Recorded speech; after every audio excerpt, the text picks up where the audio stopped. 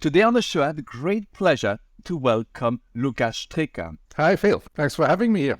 Lukas, you are a senior lecturer at the Zurich University for Applied Sciences, and specifically at the Institute of Risk and Insurance. You're an advisor in EdTech company, you do consulting in insurance companies that undergo major transformations, and you've worked for 14 years for a large insurer called Zurich Insurance, and you spent 3 years with McKinsey. Absolutely. Now, I understand that you are a passionate sailor. Where do you sail around the world? I've sailed in many oceans, actually. My father in the 80s lived in Tanzania, so we had a little boat there and we sailed the Indian Ocean quite adventurously, in fact, because we didn't really have charts, no compass, nothing. We were just sailing around. And basically the only people doing that except for the local fishermen. My biggest sailing trip was actually from New York to Plymouth over the North Atlantic Ocean. That was quite an adventure for 25 days. With a crew I didn't know before because they were just looking for people who would help bring a boat across back to Europe from the Caribbean. But now I would like to have another story. In your career, you combine education and insurance. How did you end up in that? Yeah, that's a good question. And I wished I could say, it was all planned. But reality is it was basically out of necessity because, after my McKinsey years, thought now it's time to do some business on my own. And I did that, that was back in 2002. I didn't really think much then either because 2002, as you might know, .com bubble was just bursting, 9/11 and all of it. So nobody was investing really at that time in startups. So that didn't work and I did invest on my own. And at some point I was broke. So that was my entry into the insurance industry. That's the first thing of an entrepreneur, right? You need to burn yourself a few times, otherwise you're not credible. Exactly. What other good reason do you have? If you need money, so I needed a job. And somebody told me, hey, I have this interesting job at Zurich Insurance, which was undergoing quite the crisis at that time as well. And I said, yes, why not? I have no clue. I don't know the industry, but looks like a good pay. Let's do that before I start my own business again. Funny enough, I then stayed 14 years with Zurich, so it was quite interesting. And the other side of the question, why education is a similar one, it was out of necessity because my role at Zurich at the time was to run what we called the international network. So Zurich is one of the largest insurer of large industries, so large clients like Nestle or Shell or whatever. And these guys have risks all over the world and want to have one common solution for those risks, a so-called program, an insurance program. And we would put those together, but legislation says you need all these local policies. You can't insure something in Germany out of Switzerland or from the US into Africa. So you need all these local policies, all these local capabilities, and you cover them either with your own insurance companies if you have one, or then you take a partner insurance company. Then you have to knot these companies all together. A client like Nestle would have 120 different locations, countries where you need program and where you need policies. My role was to run that network. And the claim that we would make towards our clients was, hey, wherever you access Zurich, you get one service. It's one Zurich for you. Easily said, but then I quickly realized, wow, that's quite a claim, because in fact, I had no control of all these partners, even the local Zurich people in all those countries. I could do the usual operational management things like having some common processes through a common IT, do some KPIs and measure them, performance management, the usual stuff. But I quickly realized that is not enough. That doesn't do the trick. What I really need is a common language, a common purpose. People feeling this is my customer, even though I'm just one of 200 people working on that implementation of that customer at that time. And then I realized, hey, I need to get there. I need training. I need education. I need to bring these people together in the spirits. And you need people from around the world, right? It's not just people in Switzerland or in Germany, but from everywhere in the world where you, and your clients, in that case, for example, Nestle maybe, would need the support. Exactly. So we were pioneers also in using all these digital technologies, doing conferences all across the world. Now that's all easy with Teams and Zoom, but at that time, I'm talking 2010s, that was early stages still. So we were really pioneering thing. That was a cool time. Eventually, we had a real certification program. So people who would work in that business would need to go through our training program and get a certificate. And even the brokers at the end, even the clients started to like that idea. and would go through that same program because they realized it's not just the Zurich people that need to work together, it's also the broker that needs to work with them and the clients at the local entities. So we all brought them together with that training program. And that training program was specifically designed for insurance programs from Zurich. Yeah. Yep. Okay. We even created a game, funny enough. We would have different teams almost compete on an offering. They would offer the program via the broker to the risk managers of those companies. Then they would encounter difficulties, some special requests or an event that would make things difficult. Then you would see how the teams react to those and you could gain points, etc. So early examples of gamification as well. Can you give us some examples? What kind of modules would you have in that training?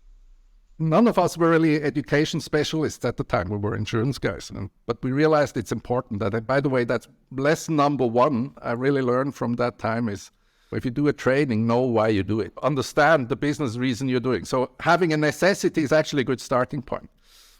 So then we started to think, okay, we have all these different people in the different roles in the different places, and they probably also have different proficiency levels. We first need to have them go through a self-assessment so we can put them into a certain level, then do specific trainings for these different levels. So there was a basic module that everybody would do online. Then there were local trainings through a train-the-trainer program, depending on the proficiency levels they had there. And ultimately, we had a global class. At the time, we really did that. Zurich still had the money to do it, and they probably would still have the money today, but that's a different story. We had a group of trainers that flew around the world. So we did trainings in the US, in Asia, in Europe, in different places. And we would bring these people together, do this game that I just mentioned, but other things as well. So it was a 3-level approach, which ended with that certification. That sounds exciting. So how many people did you have go through that program in the years you did this? Yeah, not sure about the number anymore, but it must have been more than 1,000. We had roughly 2,000 people globally in that environment. I don't think we touched everybody, but certainly more than half. What are the lessons learned you took out of that? Well, one of the challenges obviously always was because that was costing money to fly these people around the world, taking the time out for people to do those trainings, setting the web-based trainings up, etc. There were costs involved in the business. Everybody will come at a certain point and ask, is it worth the money? Can you show me what the results are? And that's still the big challenge, I think, of every training, the holy grail, if you like. Can you prove that it really has an impact? Do people do a better job after they have done your training, your certification? You had a business case. You had this training because you could sell to one of your clients like Nestle. You tell them, we have an insurance program which is global. And in order to deliver this, you had to train people. If you're totally honest, we sold them before we had the training as well. And you had competitors who didn't have the training and still were there. Obviously, we had KPIs. You could measure how many people have done the training, did they attend the courses, how good were they answering the questions. But that doesn't give you the business impact. And then you had on the other side, you could measure the business metrics, like how many programs have you sold, how happy were the customers with it. But to be honest, those you can't really link back one-to-one with your training because there's so many other influencing factors that it's hard to say. So I think it's still a challenge for people in that industry and in professional education that it's hard to measure. If you would want to do it properly, you would actually need to do an A/B testing. You would need a group of people who do the training, a group of people who don't, and then see how that makes a difference in your business. But unrealistic in real, it's a bit a hypothetical exercise. Did you ever manage to prove that there was a return on investment for your training? Yeah, tricky question. People who did it were really enthusiastic about it. And I think that the best proof that we could tell internally to our more finance-driven people was, hey, there is even brokers and customers doing that. So we had the voice of the customer supporting us, and that's something that is hard to challenge internally. Hard facts, reality, no, difficult.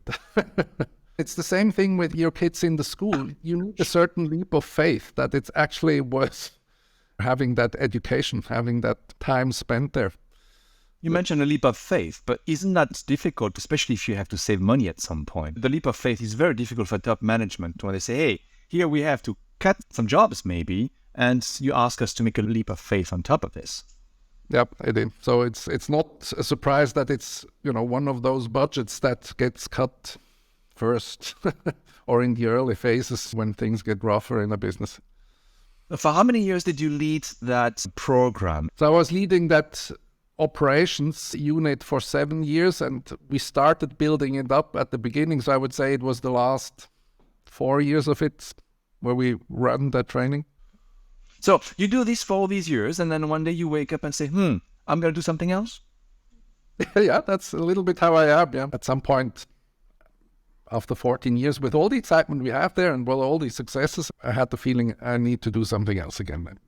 Get away a little bit from the corporate environment, do my own business again. What I started, the idea was really to do I call it a rent-a-network. And so take that experience I had there and offer it to other insurers who wouldn't have the capacity or the size to run networks on their own like Zurich does. Again, great experience. It didn't work out in the end either. The investor that we had left us at the last moment. And then the team fell apart, after 2 years of investing into that idea. Some of them really had to do other jobs then because of their financial situation. So didn't work out in the end, but it led me to something else. We already founded a company to do that startup, and 2 of us were still there, and that company still exists. Then we started looking around. Okay, we have this company. That one idea we had didn't work. What else can we do? Lukas, first I would like to congratulate you. At least you failed twice, or you learned twice. And from the statistics, I always like to mention, most entrepreneurs succeed the 3rd time. I know. So you're on the way to a huge success now. There is still some time left, hopefully, for me. Yeah. But I can tell you, I really say that without any bitterness. It's great experiences to fail, and I think you can learn more from your failures than from your successes. But it also takes a toll on you that has to be said as well. It's really exhausting times. That's gray hair. Exactly. That's exactly. Every now and then I need to take a break, recharge the batteries, whether there will be a 3rd time. Anyway, but one of the things that came up then as an idea, somebody approached me and said, hey, you've done all these things with operations and you also have that link to the education side. Why don't you start building up a CAS, Certificate for Advanced Studies program at our university? We would need something like that. I said, great idea. Never done that before, but sounds interesting. I did that out of my own company as a mandate, and they were quite happy with what I brought. And then they said, okay, now we hire you. I said, okay, yeah. So 50-50, 50% I was with the university and 50% with my own business, which was a good mix because, you had some fixed income and some still more entrepreneurial side.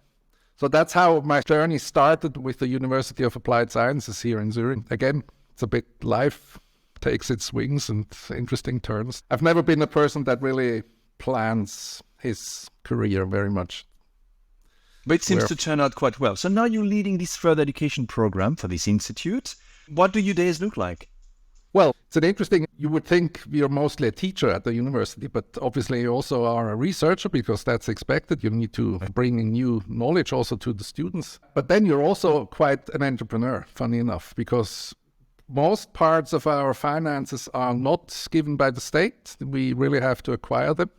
So both for the further education, these are clients, they pay for that further education, but also for the research.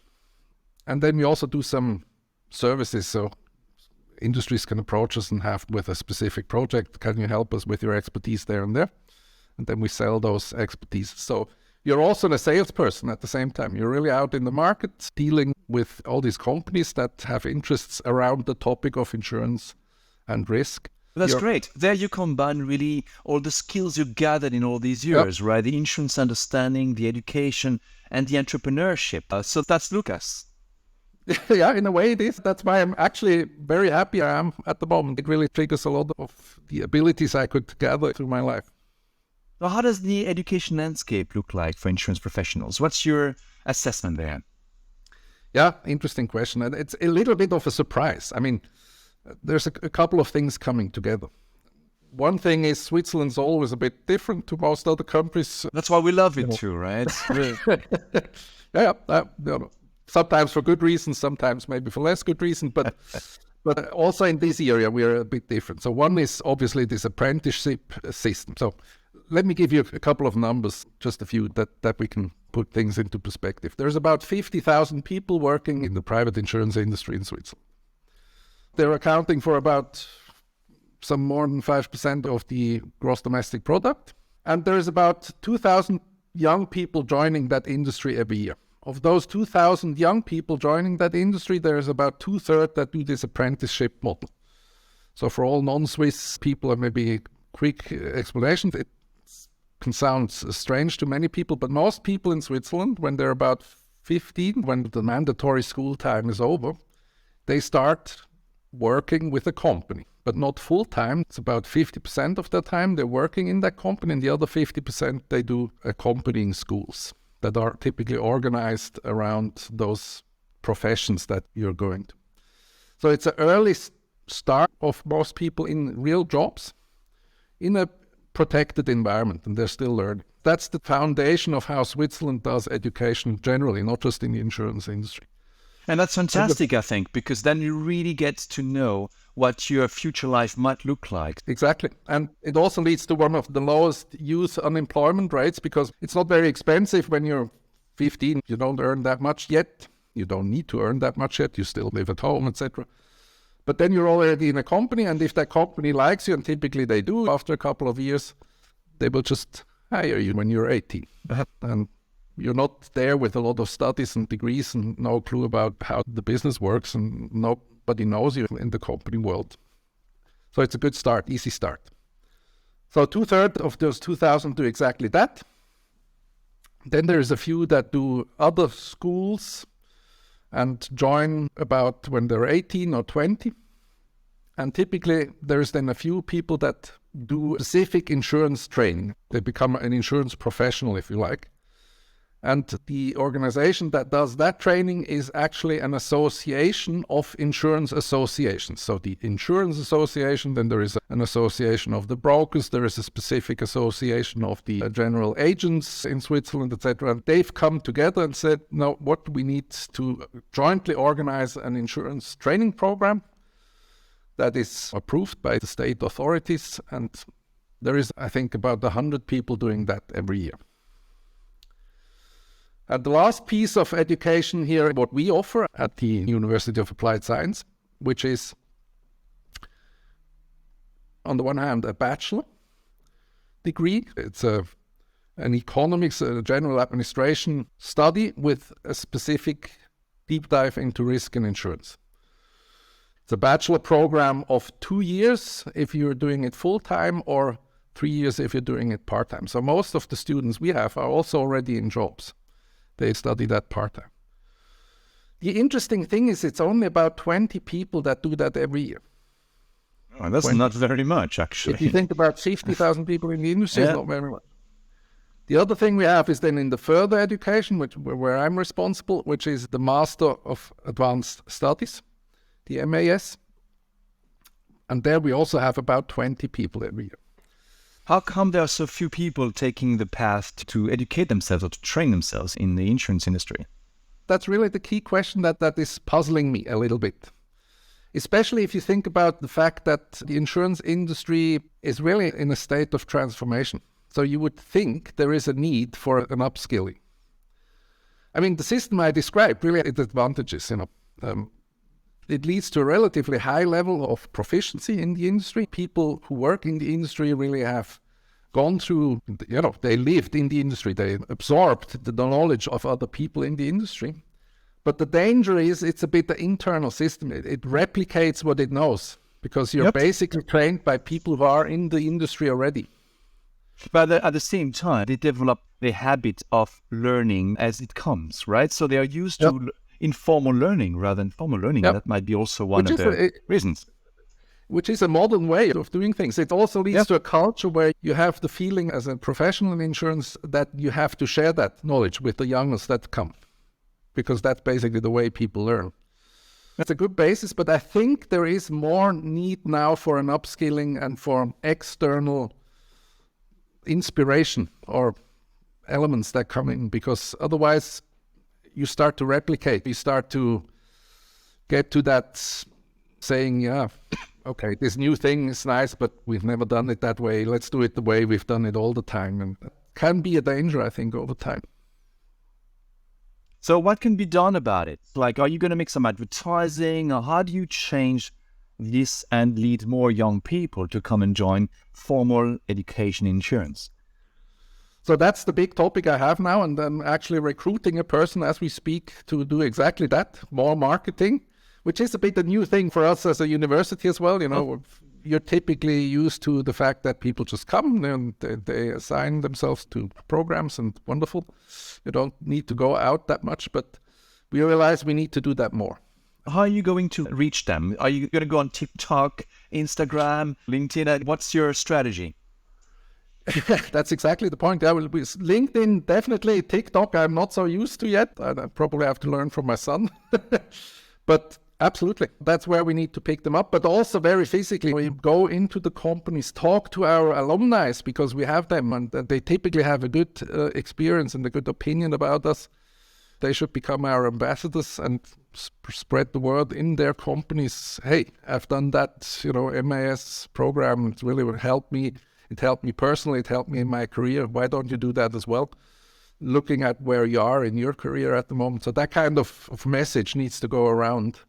But a top-down approach, right? Or you go through peers, you go through the management and diffuse information to the young population there. Is there a way, or do you have a strategy to go bottom up to reach these people directly? Well, that would be through TikTok and LinkedIn, probably. You mean TikTok and Instagram? Good question. I don't know. That's why I'm hiring somebody young. I'm very present on LinkedIn. I'm not at all on TikTok or Instagram. So it's a world for me to learn as well. But I think we need to be there where they are. You're absolutely right. The tricky thing is, and that's really a strange thing with insurance, is I asked my son, who is 13 now, what's your dream job? He would never come up with the idea of insurance. You would almost be worried if he said that at that age. Oh, no.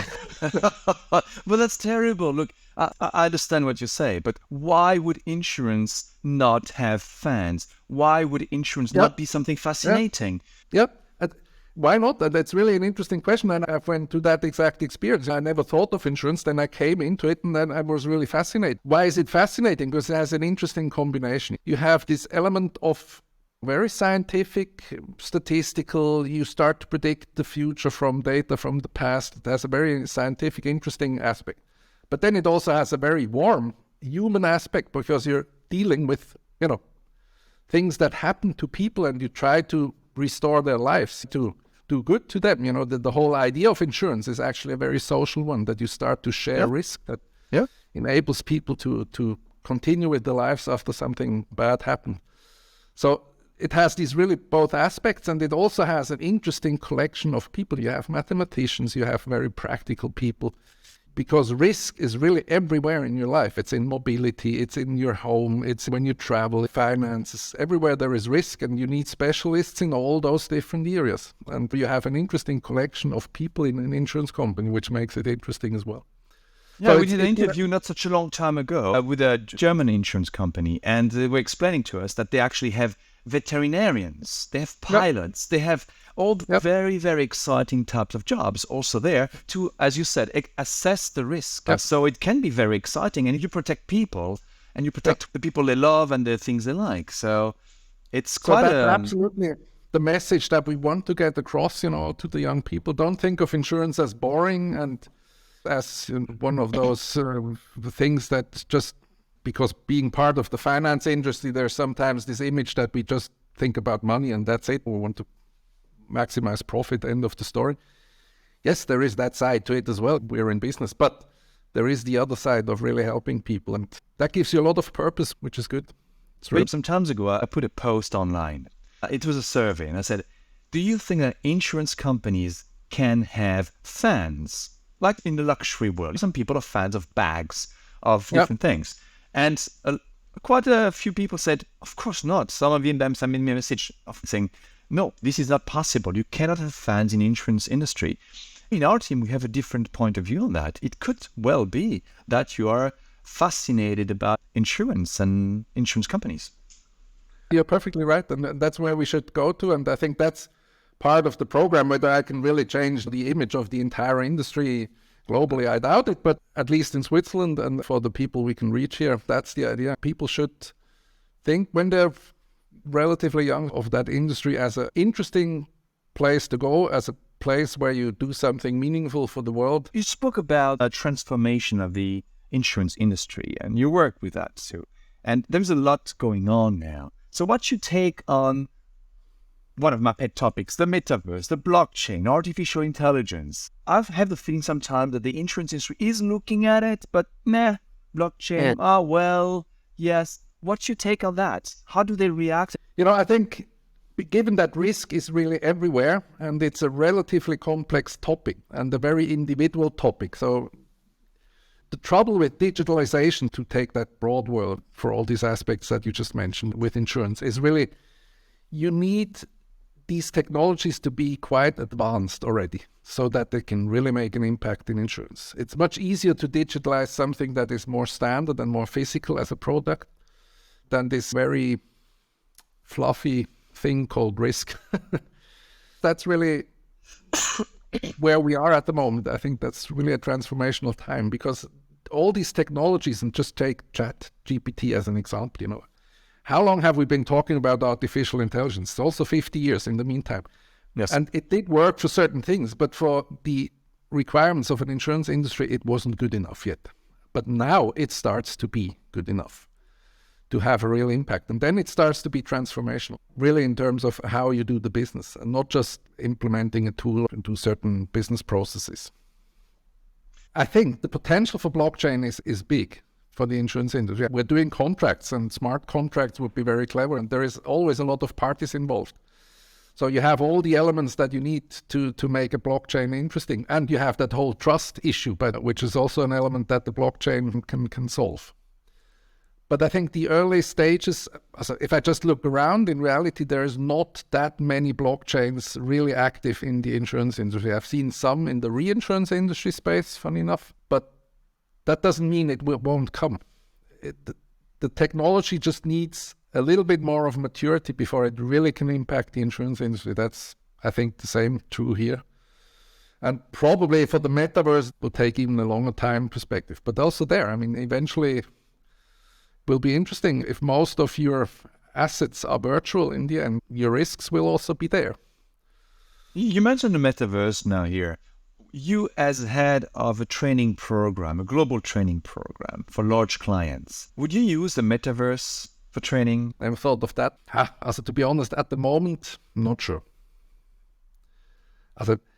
If I go back to my Zurich time, we really had to make sure it works everywhere on this planet. People have the equipment. So there's a couple of prerequisites that probably wouldn't have been given. But I think as an idea, absolutely. Yeah, the equipment would be an issue. From a very practical standpoint. So when everybody's got goggles, then you would say that's fine. Okay. Yeah, no.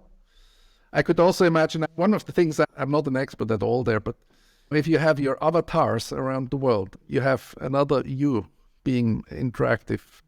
I think that opens up a whole world of new things. You mentioned the insurance industry and the transformation. The education industry is also in a big transformation. I'm not sure that everybody realizes that already, but the way you learn will be drastically changing. Also, this idea, in Switzerland, we have this huge topic, probably not in Switzerland alone, it's everywhere, the demographics, more and more elderly people. How do you finance the pensions of these people? Then it's always this famous number. When do you get retired? Is it 64 now in France? You have the whole thing going. Yeah. Is it 62, 64, 65, 67?